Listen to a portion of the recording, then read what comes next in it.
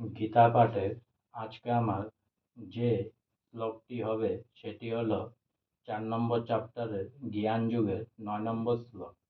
চর্ম কর্ম চ মে দিব্য মে ভং যো ভেত্তি তক্তক্ত তক্তাদেহং পুনর্জন্ম নৈতি মামেতি সহজুন।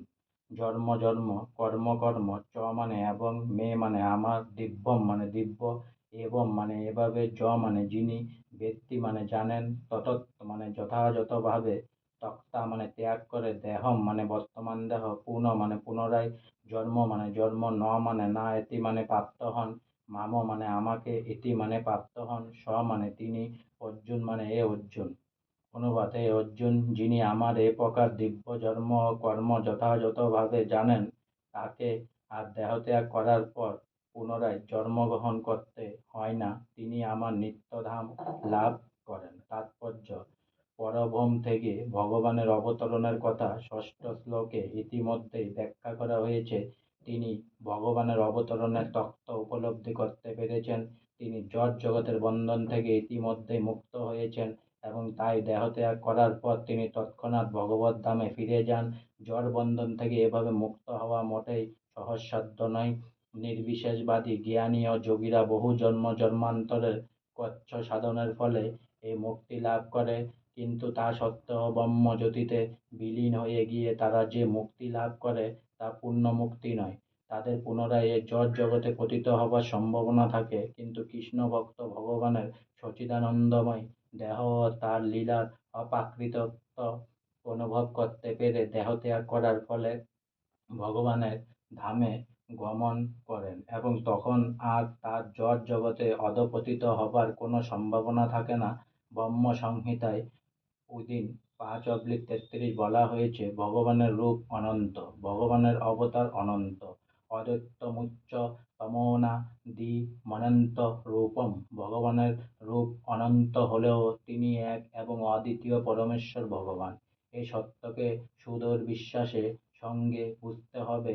সৌভাগ্যবশত জ্ঞানী ও পণ্ডিতেরা এ পরম সত্যকে বিশ্বাস করতে পারে না। বেদে ওইদিন পুরুষ বোধিনী উপনিষদে বলা হয়েছে, একো দেব নিত্য লীলা নুরক্ত ভক্তবাপি হৃদয়ন্তরা। এক ও অদ্বিতীয় ভগবান নানা দিব্য রূপে তার শুদ্ধ ভক্তদের সঙ্গে লীলা করতে নিত্য অনুরক্ত। বেদের এই উক্তিতে ভগবান নিজেই গীতার এই শ্লোকে অপ্রমাণিত করেছেন। যিনি সুদূর বিশ্বাসের সঙ্গে বেদের এই কথাকে, ভগবানের এই কথাকে সত্য বলে গ্রহণ করে, দার্শনিক জল্পনা কল্পনার মাধ্যমে কালক্ষয় করে না, তিনি তিনি সর্বোচ্চ স্তরের মুক্তি লাভ করেন। বেদের তত্ত্বমসি কথাটির যথার্থ তাৎপর্য এই সন্দর্ভে আছে।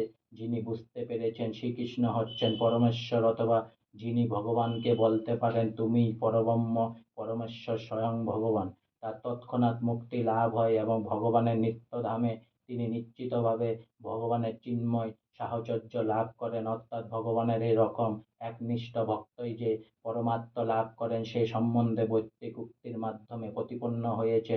তমেব বিদিত্তাতি মিত্তমেতি নান্যপন্থা বিদ্যতে হই নাহ। পরমেশ্বর ভগবানকে জানবার ফলেই জন্ম মৃত্যুর বন্ধন থেকে মুক্ত হওয়া যায়, এছাড়া আর কোনো পথ নেই। শ্বেতোত্তর উপনিষদ 3/8। কারণ ভগবান শ্রীকৃষ্ণকে যে জানে না সে তমোগুণের দ্বারা আচ্ছাদিত, তাই তার পক্ষে জড় বন্ধন থেকে মুক্ত হওয়া অসম্ভব। মধুর বোতল চাটলেই যেমন মধুর স্বাদ লাভ করা যায় না, ভগবান শ্রীকৃষ্ণকে না জেনে ভগবদ্গীতা পাঠ করলে এবং তার মন গড়া ব্যাখ্যা করলেও তেমন কোনো কাজ হয় না। এই সমস্ত দার্শনিকেরা জড় জগতে অনেক সম্মান, অনেক প্রতিপত্তি, অনেক অর্থ উপার্জন করতে পারে, কিন্তু তারা ভগবানের কৃপা লাভ করে মুক্তি লাভের যোগ্য হয়। ভগভক্তের অহৈতুকী কৃপা লাভ না করা পর্যন্ত অহংকারের মুক্ত এ সমস্ত পণ্ডিতেরা জড় বন্ধন থেকে মুক্ত হতে পারে না।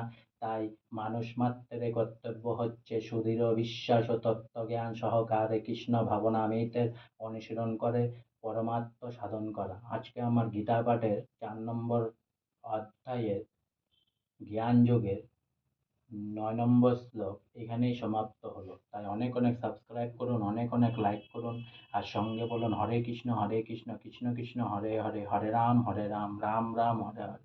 অনেক অনেক সাবস্ক্রাইব করুন, অনেক অনেক ভালো থাকুন, অনেক অনেক সুস্থ থাকুন, অনেক অনেক অনেক অনেক আনন্দে থাকুন, অনেক অনেক হেল্প করুন একজন একজনকে প্লিজ।